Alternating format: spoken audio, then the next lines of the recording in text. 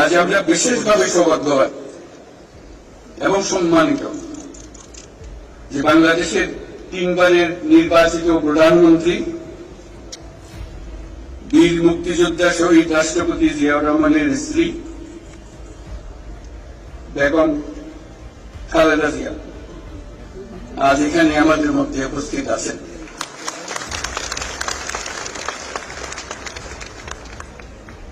এক যুগ ধরে তিনি এই মহাসম্মেলনে অংশগ্রহণ করার সুযোগ পান নাই, আজকে সুযোগ পেয়েছেন। আমরা সবাই আনন্দিত এবং গর্বিত যে আমরা এই সুযোগ দিতে পেরেছি।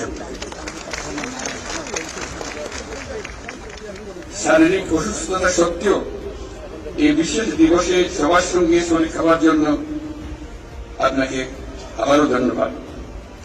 আমরা তার আশু রোগমুক্তি কামনা করছি এবং এই অনুষ্ঠান